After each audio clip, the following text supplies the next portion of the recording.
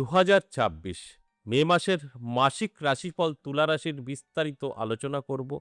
এই তুলা রাশির জাতক জাতিকাদের এই মে মাস কেমন যাবে? অর্থ, স্বাস্থ্য, প্রেম, ভালোবাসা সবটাই বলবো। আর মাসিক রাশিফল, সাপ্তাহিক রাশিফল, দৈনিক রাশিফল সবটাই কিন্তু আমি আলোচনা করি গ্রহের উপরে নির্ভর করে। আপনার গ্রহের গোচর কি বলছে সেটাও কিন্তু জানানোর চেষ্টা করব। তাই সঙ্গে থাকতে অবশ্যই অনুরোধ করব। শেষ পর্যন্ত যদি থাকেন অনেক কিছু জানতে পারবেন, অনেক কিছু বুঝতে পারবেন যেগুলো আমরা জানা বা বোঝার চেষ্টাই করি না। শর্টে একটু শুনে নিলাম আমার রাশি, বাহ!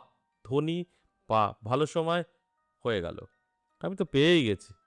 আর সেখানে গিয়েই ভুলটা করছেন। কারণ সময় দুটো, খারাপ আর ভালো। আপনার ভালো সময় আমি জানানোর চেষ্টা করি। ওই ভালো সময় আপনি যা করবেন সাকসেস। আর আপনার খারাপ সময় জানানোর চেষ্টা করি। এই খারাপ সময়ে যে কাজই করবেন খারাপ হবে। সেখানে নিজেকে গুটিয়ে রাখতে হয়। তাহলে আপনি কিন্তু সেফ। তাই আমি প্রত্যেকটা আলোচনায় একটা কথা ব্যবহার করি যেটা অ্যালার্ট করার কথা। যে আপনাকে অ্যালার্ট করার চেষ্টা করি। তাই অ্যালার্ট থাকলে আপনি নিজেকে তৈরি করতে পারবেন, সেভাবে চালাতে পারবেন। তাই বিস্তারিত আলোচনা শোনা বা দেখার অনুরোধ রইল।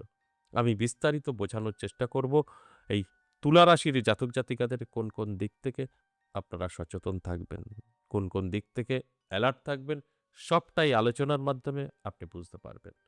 অবশ্যই আলোচনা করব, বিস্তারিত বোঝানোর চেষ্টা করব। সবার আগে দেখব এই মে মাস গ্রহের অবস্থান কি আছে? কোন গ্রহ আপনাকে কতটা সফলতা দিতে পারে? সবটাই কিন্তু আলোচনার মাধ্যমে বোঝানোর চেষ্টা করব। তাই সঙ্গে থাকার জন্য অনুরোধ রইল। তাহলে আসুন এই মাসে গ্রহের অবস্থান কি আছে সেই বিষয়টা একটু দেখে নিই। এই মাসের শুরুতেই দেখতে পাবো চন্দ্র কিন্তু থাকবে তুলা রাশিতে।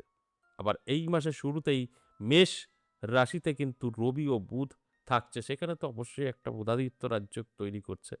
আবারও কিন্তু দেখতে পাবো ১৫ই মে এই রবি এবং বুধ বৃষ রাশিতে প্রবেশ করেও বুধাদিত্য রাজ্য তৈরি করবে। আবার শুক্র গ্রহ সে কিন্তু বৃষ রাশিতে প্রবেশ করবে। আবার এই মাসে আবার মঙ্গল মীন রাশি থেকে বেরিয়ে আসবে মেষ রাশিতে। এর ফলে কোন, কোন দিক থেকে কি ঘটতে চলেছে আমার আলোচনার বিষয় এটাই। আর এই আলোচনাগুলো শোনার পর আপনারা যদি অ্যালার্ট থাকতে পারেন, ভাগ্যের চাকা ঘুরবে। কানে শুনে কখনো ভাগ্য বদলায় না। আমি কানে শুনে নিলাম আমার কিছু পজিটিভিটি, আমি সেখান থেকে সবকিছু বদলে ফেলবো, অসম্ভব। আপনি কানে শুনে নিলেন আপনার খুব ভালো। এবার এটাকে নিজের জীবনে এপ্লাই করুন। কানটাকে সজাগ রাখুন। যদি কোনো সুযোগ আসে ঝাঁপিয়ে পড়ুন। তারপর তো আপনার সফলতা আসবে। আপনি অন্যান্য সময়ে সফলতা পাওয়ার জন্য বহু ছোটাছুটি করবেন, হবে না। কারণ আপনার সময় ভালো নেই। আর যখন আপনার সময় ভালো তখন অল্প ছোটাছুটিতেই সাকসেস। আর এটাই আমি জানানোর চেষ্টা করি আপনার সময় ভালো। আপনার তো ছোটাছুটি করতেই হবে। নাহলে রেজাল্ট কি করে পাবেন? অবশ্যই আলোচনা করব। আলোচনা থাকবে তার আগে আমার সাথে কিভাবে যোগাযোগ করবেন? খুব সংক্ষেপে একটু বলে নিই। নমস্কার, জয় বাঁকা বাঁকা, জয় মা তারা। যারা ভীষণভাবে বিপদে আছেন বহু জায়গায় গিয়েও কোনো রাস্তা পাননি। চারিদিকে ফেক আর ফেক। সেক্ষেত্রে একবার হলেও বলব আমার সাথে যোগাযোগ করতে পারেন। আমার কোনো অ্যাভেলেবেল চেম্বার নেই, দুটো জায়গায় পাবেন। আমার নিজের মন্দির ১০ মহাবিদ্যা কালীবাড়ি আর তারাপীঠ। তারাপীঠ তন্ত্রের জন্য যোগাযোগ করবেন। তারাপীঠ মহাশ্মশানে আমি পূর্ণিমা এবং অমাবস্যায় থাকছি, সামনের বুদ্ধ পূর্ণিমায় থাকছি না। এছাড়া প্রত্যেকটা অমাবস্যা পূর্ণিমায় থাকছি মহাশ্মশানে। সেখানে মারণ, উচ্চাটন, শত্রুদমন, বশীকরণ, বিচ্ছেদ এই কাজের জন্য যোগাযোগ করতে পারেন। আর আমার নিজের মন্দির ১০ মহাবিদ্যা কালীবাড়ি, এটা বীরনগর। প্রত্যেক সপ্তাহে ৩ দিন করে থাকছি, সোমবার, মঙ্গলবার, বুধবার। আপনার যদি এই তারাপীঠে বা নদিয়া বীরনগর আসার হয় তাহলে স্ক্রিনে দেওয়া 62 নাম্বারে কল করে ভালো করে আগে শুনবেন, বুঝবেন, তারপরে নামটা লিখে দেবেন।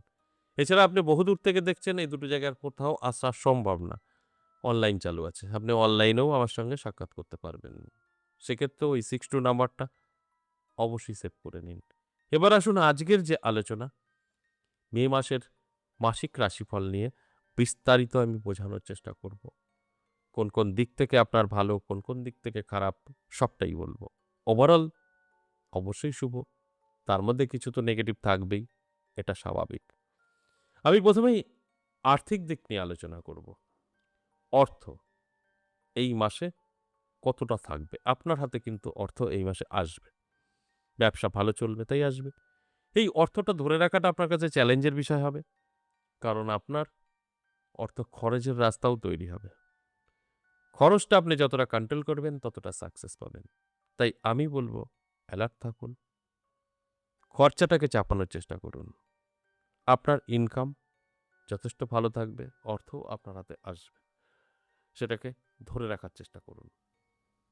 বেকারদের নিয়ে যদি বলি, বেকারদের জন্য কিন্তু এই মাসটা খুব একটা ভালো নয়। তবে নিজে কিছু করতে চাইলে করতে পারেন। আপনি চাকরি করবেন, সেক্ষেত্রে এই মাসে সফলতা নাও আসতে পারে।